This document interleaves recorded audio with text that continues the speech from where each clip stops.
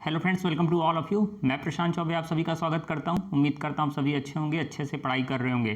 तो चलिए, रिसेंटली एक नई न्यूज़ निकल के सामने आ रही है अफ्रीका से। अफ्रीका में ग्रैंड रैंड से जो डैम बन रहा है उसको लेकर इथियोपिया और मिस्र के बीच में जो है वो काफ़ी बड़ा डिस्प्यूट हो गया है। और डिस्प्यूट ऐसा कि वार जैसी सिचुएशन जो है दोनों के बीच में पैदा हो गई है। तो क्या है पूरा ग्रैंड रैंड से डैम विवाद, इसको समझेंगे, एग्जाम के पॉइंट ऑफ व्यू से देखेंगे कि क्या है पूरा मैटर। तो सबसे पहले बीबीसी न्यूज़ का भी आप एक आर्टिकल देख लीजिए, इजिप्ट इथियोपिया रो, ठीक है, क्यों ट्रबल हो रहे हैं दोनों, क्या ऐसे मैटर हो गए कि दोनों के बीच में इतने विवाद हो गए। तो द इंडियन एक्सप्रेस की एक न्यूज आर्टिकल को हम देखते हैं रोज की तरह। How a dam on river Nile, ठीक है, में ट्रिगर वाटर वॉर्स इन ईस्ट अफ्रीका। अभी बताया कि दोनों के बीच में एक वार जैसी सिचुएशन पैदा हो रही है ईस्ट अफ्रीका में।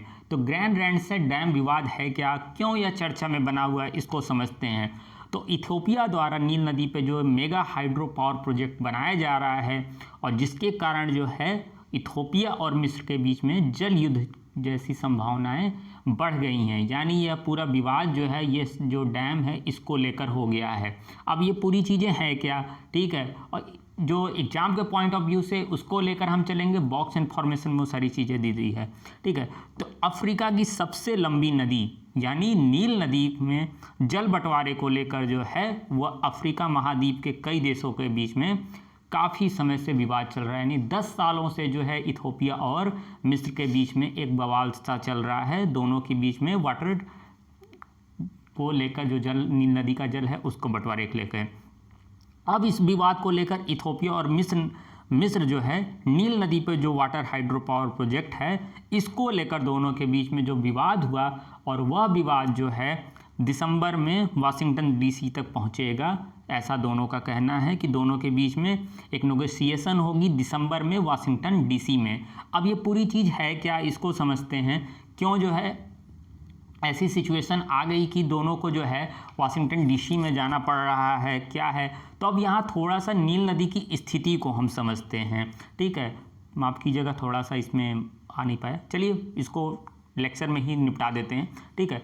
तो नील नदी जो है विश्व की, आप देखेंगे, वर्ल्ड की सबसे जो है लंबी नदी है। और यह जो है भूमध्य रेखा के जो है वो दक्षिण से निकलकर जो है उत्तर पूर्वी अफ्रीका से होकर भूमध्य सागर में गिरती है। तो ये तो हुआ कि इसका स्ट्रक्चर क्या है, कहाँ से निकल रही है, कहाँ पर गिर रही है। बात अगर इसकी कुल लंबाई की करें, ठीक है, तो इसकी जो कुल लंबाई है 6650 किलोमीटर। तो एग्जाम में कभी कभी पूछता है कि नील नदी की लंबाई कितनी है, तो 6650 किलोमीटर यानी 4132 मील, ठीक है, ये चीज़ हुई। और अगर ये जो है जो नील नदी है अब किन किन देशों से होती है, Tanzania, Burundi, Rwanda, Republic of Congo, Kenya जो है, दक्षिण सूडान, इथियोपिया, सूडान और मिस्र में यह फैली हुई है, ठीक है। अब नील नदी जो है देखेंगे आप तो दो सहायक नदियों से जो मिलकर बनी है। एक तो है वाइट नील और दूसरी है ब्लू नील, ठीक है। वाइट नील के अगर ओरिजिन की हम बात करें तो यह सेंट्रल अफ्रीका के जो है अफ्रीका की जो ग्रेट लेक है वहाँ से निकलती है। जबकि अगर ब्लू नील की बात करें तो इसका जो ओरिजिन है वो इथियोपिया की लेक टाना से होता है। तो यहाँ मैं पूरा इसमें बॉक्स इन्फॉर्मेशन में ये चीज़ें आपको बता दिया हूँ, ठीक है, वहाँ से होता है। अब यहाँ विवाद के कारण को थोड़ा समझते हैं कि पूरे विवाद का कारण क्या है, ठीक है। वाइट नील नदी जो है युगांडा, साउथ सूडान, सूडान और मिस्र से होकर बहती है। जबकि ब्लू नील नदी जो है पूर्वी अफ्रीका का जो देश है इथियोपिया और सूडान में बहती है। अब ब्लू नील नदी जो नील नदी की सहायक नदी है इथियोपिया से होकर बहती है, और इथियोपिया द्वारा जो है 2011 में ब्लू नील नदी पर जो बांध निर्माण शुरू किया गया था, जिस पर जो है मिस्र द्वारा आपत्ति जताई जा रही है। अब ये पूरा चीज़ जो है यहीं से शुरू होता है। और यहाँ जो बांध है, जो ग्रैंड रैंसा डैम है जो है, अब ये कहा जा रहा है कि सबसे बड़ा जो है डैम होगा अफ्रीका का।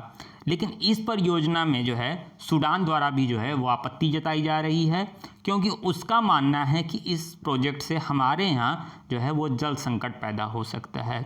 और इन्हीं सब कारणों से जो है इथोपिया और मिस्र के बीच में संघर्ष जैसी स्थिति पैदा होने जा रही है, जिसको लेकर अमेरिका जो है वो मध्यस्थता की स्थिति में आ रहा है। ठीक है, तो ये चीज़ें हुई। अब समझते हैं कि संघर्ष की संभावनाएं बन क्यों गई। ठीक है, ऐसा क्या हुआ कि दोनों के बीच में जो है वो संघर्ष की संभावनाएं बन गई। नील नदी पर जो है इथोपिया द्वारा बनाया जा रहा जो मेगा प्रोजेक्ट है, जिसके कारण इथोपिया नील नदी के पानी को नियंत्रित कर सकता है, ये मिस्र और सूडान का मानना है। और यह नियंत्रण मिस्र के लिए चिंता का विषय बन गया है, क्योंकि मिस्र के लिए नील नदी का जो है वो महत्व काफ़ी है।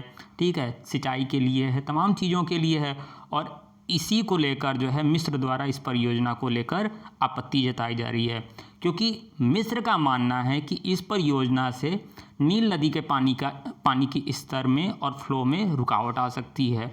और इन्हीं सब को लेकर जो है मिस्र, इथोपिया, सूडान के बीच में 4 सालों में कई बार नेगोशिएशन हुई, लेकिन उसका कोई जो है वो फ़ायदा नहीं निकला इन लोगों के नेगोशिएशन का।